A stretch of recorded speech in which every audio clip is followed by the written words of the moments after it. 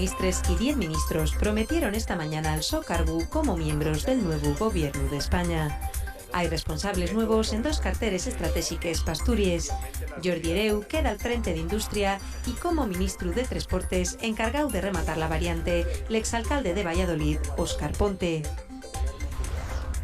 Del 2 al 10 d'abril va estar en marcha un proyecto piloto del plan de transportes a los llagos de Covadonga.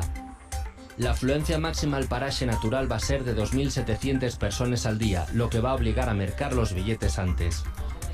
Además, no van a poder cruciarse 2 autobuses en la carretera.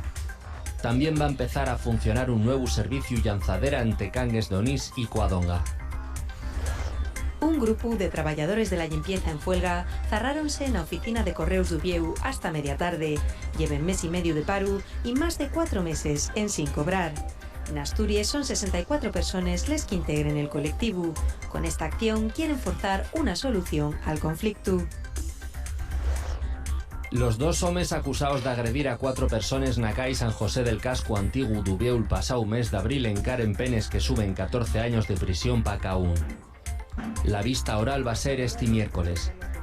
Los acusados tienen 24 y 23 años y son de origen dominicano un y nacionalidad española al otro.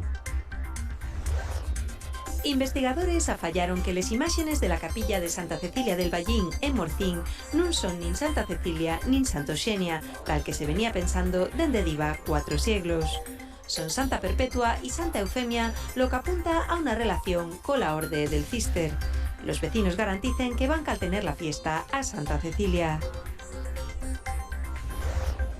El Festival Internacional de Cine de Xixón superó durante la so primer fin de semana la recaudación total de la so pasada edición, que se pesó con 103.000 euros.